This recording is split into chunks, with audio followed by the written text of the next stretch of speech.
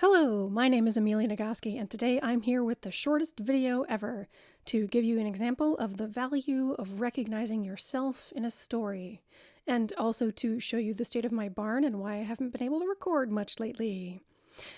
The story in this example is the Stormlight Archive. It's an epic fantasy series from Brandon Sanderson, who is not just my jam, but a bona fide special interest.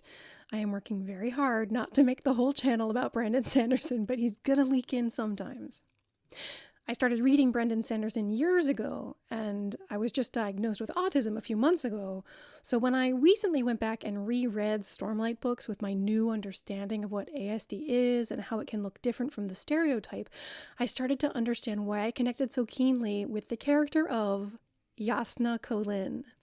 There's another character in the book, Jasnah's cousin Renarin, who is very clearly and obviously demonstrating traits that conform to what we expect to see in someone on the spectrum. Even I recognized it long before I was diagnosed and knew about alternate presentations. So, number one, it makes sense that if ASD is in his family, that his cousin would have it too. I also have cousins who are diagnosed. And two, it makes sense that Jasnah's experience of autism would be quite different from Renarin's. But also why Jasnah felt compelled to take special care of him when he was young, and then they became so close, which is actually important to the plot. Jasnah is a secondary character in Stormlight Archive, and when we first meet her, it's through the eyes of a primary character named Shallan. Shallan views Jasnah the way most people do, which is exactly the way Jasnah intends them to. Perfect. Meticulously conforming to the socially constructed beauty ideal, using words carefully and intelligently, but also cold and calculating and logical to the point of cruelty. Jasnah is sister of the king, so she is rich and powerful, but she teaches Shallan explicitly about masking as autistic people do it. She talks about how to use words and tone and facial expressions to exert power without eliciting question from anyone. For her, all those behaviors are artificial. They're choices she makes. Like, nothing and none of it comes naturally to her.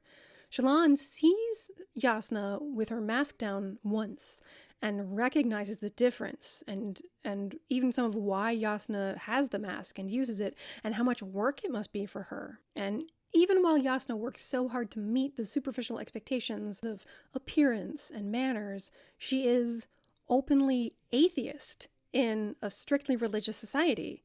And she reaches the conclusion that the religion is wrong through an autodidactic process of rigorous study. This kind of nonconformity wouldn't be a surprise for an autistic person who is super intelligent and generally very logical and literal.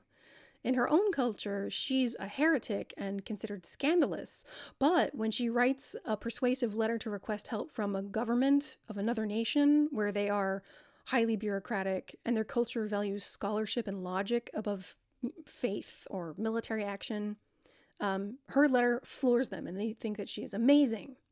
Jasnah is also basically asexual, not surprising in someone who is on the spectrum because we are more likely to identify as LGBTQIAA+ than the general population. Unfortunately for me, we don't get to hear much from Jasnah's perspective until book 4, and that is actually when it finally occurred to me why I like reading about her and her perspective so much, and that isn't until page 1077 of a 1,300 page book. Like the most recent in a series of other books that are each more than 1,000 pages long. What I'm saying is I was a little slow on the uptake here.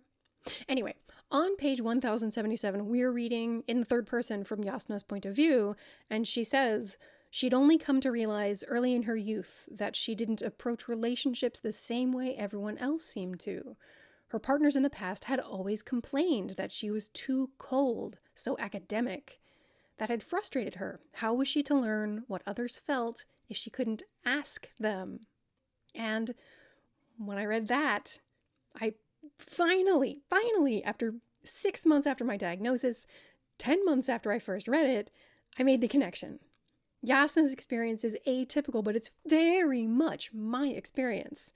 And I had only just come to learn that my approach to relationships was not just different from other people's, but clinically atypical. Yeah, so about 5,000 pages into this series I've reread multiple times, I finally went, oh, no. I relate to Jasnah because autism.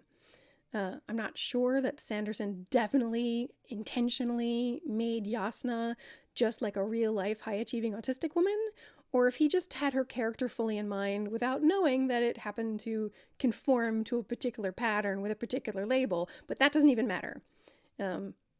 Thanks, Brandon, for writing such a great character who I can relate to, even though she's pretty unpopular among most readers. Because this is part of the cure for burnout. Not self-care, but creating a community of safety and normalization for people who aren't like all the other people, even if that community is another planet in another universe. It's part of the real cure for burnout, one of the ways that all of us can care for each other. I'll be back when the barn is done. Let's just run electricity out to the barn, I said. It'll be no big deal, a few outlets, maybe some hanging lights.